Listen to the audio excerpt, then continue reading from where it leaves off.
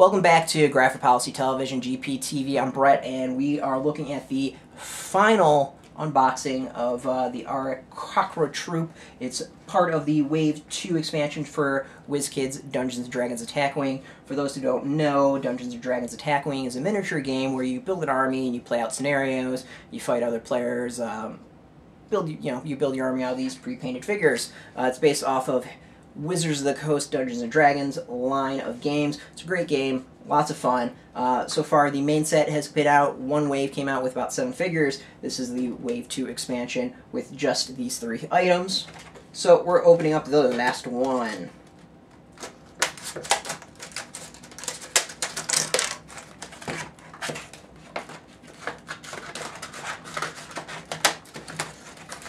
We're going to crack it open, see what you get. See how these play out. Maybe talk about a little bit how you might use them. First, let's look at the actual figures themselves.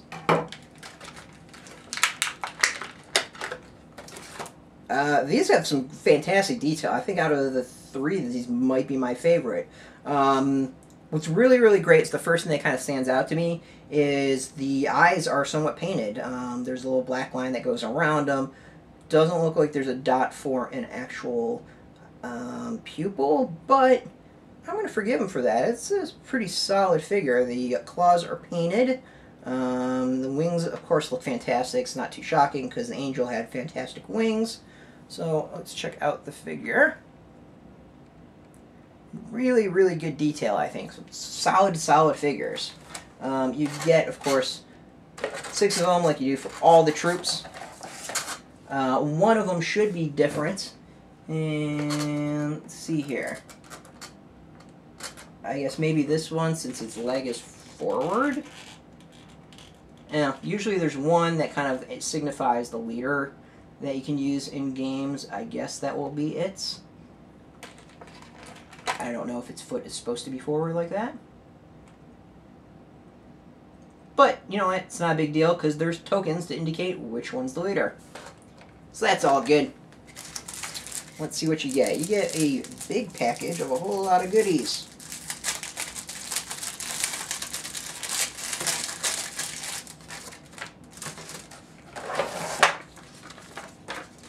So while we read this off, of course you get adventure booklet, you get your figures, space to fly it, maneuvers, blah blah blah, tokens. You get Elemental Special token, disabled upgrade token, you get some exhaustion tokens, no attack tokens, pivot tokens, point soldier tokens, troop tokens, howling chasm tokens, creature cards, maneuver cards, blah blah blah blah blah. Alright, so like all creatures, or all troops like this, we get the ability to kind of build up our troops. You use these to indicate how many you have and what points to pay for them. We get a whole lot of tokens here. We see an air elemental. I believe when we actually first talked about this release, we mentioned that we would expect to see air elementals having something to do with this release. It's in the D&D fluff as something you would use. And then the other thing looks like we get that base, probably for use in the scenario. So this is Adventure 4.1, the Howling Chasm. Sure enough, you use that to in the middle. You number players. You take the Chasm token, which I'm guessing is this.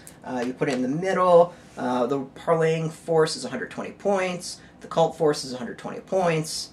If any creature, the ground after the change altitude step is... creature falls in the chasm is defeated. Battle out. Nice scenario. Some cool things here.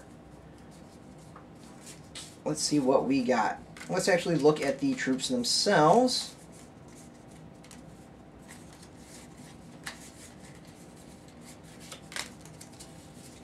So first in flight, again, fairly maneuverable.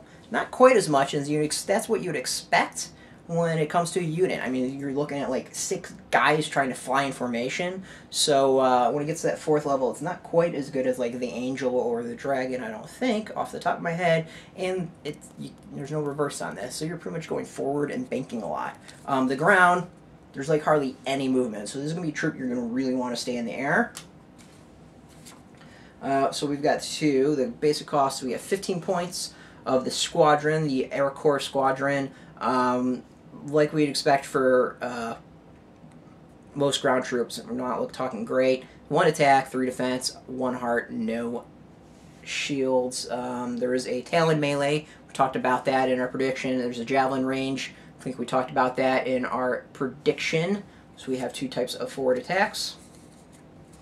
The cost of 24 points is the Aqua Elite Squadron 131, and then after performing a 4 maneuver, the Aqua Elite Squadron rolls +1 attack die against every creature for the remainder of the round. So that's actually kind of cool. So when you're flying in, basically you're looking at 3 different attacks, or 3 different movements for the 4.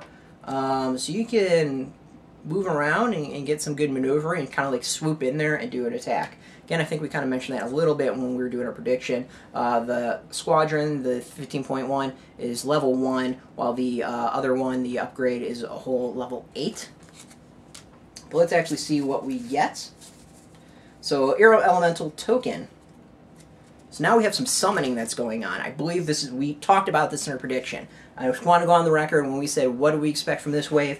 We said air elementals were expected because of this troop. They're really, really connected air elementals in the D&D fluff. I just want to point that out. Actually used the D&D monster guide, went in, looked at what the creature's about, had a good prediction, so we got one right at least. Kind of proud of myself on that one. So the Air Elemental Token, it's a reference card. When it is summoned, you can place it on the card. It is a flying neutral creature, is the same level as under control of the creature that summoned it. It can be damaged normally, but is immune to critical effects. It does not move or perform actions during the combat phase. It can attack up to 2 different creatures at range 1 to 3 in any direction, ground and or air, using its primary weapon value. There are melee attacks, or these are melee attacks that penetrate armor. So it's a pretty beefy thing. So you're going to go cast it, it's going to kind of sit there and just attack things in the area. So let's start with the campaign artifact. This is the 7th Shard of Law. Airwalk. You may take off land and swoop like a flying creature during the change altitude step of the activation phase. During your ground maneuver dial, use your ground maneuver dial to choose your maneuver as normal. If this artifact is ever disabled or discarded, you land immediately and safely. Must be a ground creature to equip. Troop may use any upgrade slot to equip this artifact. It's kind of a cool item. Get some flying creatures out there, do like an all-flying army. Let's go with point values. We're going to go from lowest to highest. So first we've got Dive Attack. During a primary weapon melee attack against a creature on the ground, you roll +1 attack die if you have a swoop token. So it kind of makes sense. Going in from the high, you're swooping in, getting a little bonus on that. I think we talked about that as well in our predictions. We've got Disperse. Special, you discard this upgrade to roll +3 defense dice against a line, code, or burst, or other attack that specifies it can be affect more than 1 creature, or discard this upgrade after a creature attacks your troop to prevent the creature from making any additional attacks against your troop for the remainder of this round. Since we saw some of the other cards doing initial or additional attacks, makes sense, you got a defense off of that. Next we've got V Formation. Combat, you must have exactly 1 soldier in your front line and at least 3 soldiers in your back line to perform the following attack. Disable this upgrade to make a primary weapon ranged attack against every creature within range 1 to 3, ground or air, in your forward arc. Must be a flying troop to equip. Since there's 1 flying troop, we got that, and I guess you can also count the angel, but the angel isn't a troop like that, it's just a character. Pretty much we know who you're going to be equipping this one to.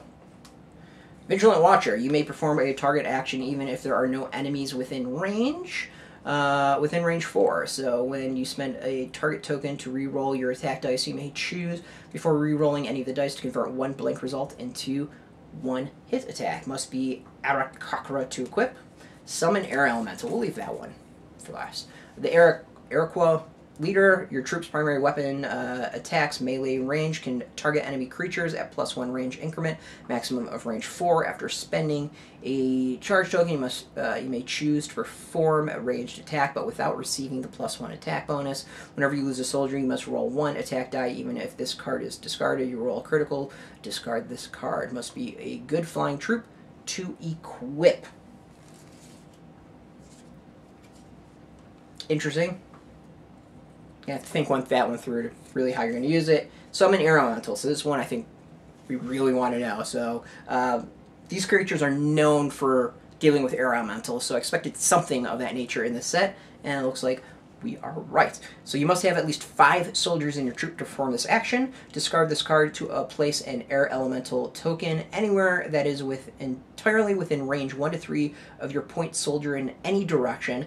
Placement of this token follows the same rules as placing a burst token. If the token is placed incorrectly, it is immediately discarded. After performing this action, you cannot attack for the rest of the round. So basically, get the air elemental out there, they spend their turn doing that, and poof, it's out there. And I think that's something else we discussed, is that it takes them a little bit to summon the air elemental, so the fact that you can't do another attack for the rest of the round because of that makes complete sense. So overall, really, really cool figures. About what we expected when it comes to fluff. Looking at the D&D Monsters Manual, great way to figure out what you can expect with the various sets. Looks like it's going to be a great use of making those predictions. We've got our predictions up for sets 3 through 10 on our website. You can go search for those. And there we go. So that's all 3 sets of the second wave of releases for Wizkids D&D Attack Wing. Can't wait to get these on the field, see how they do, see how these perform. Already coming up with some thoughts about the sets that are already released. But there you go. Again, thanks for watching. This is Graphic Policy Television, GPTV. You can find us every single day at graphicpolicy.com. Of course, we're on Facebook, Twitter, all Graphic Policy. We keep it nice and consistent. Until next time, keep it geeky.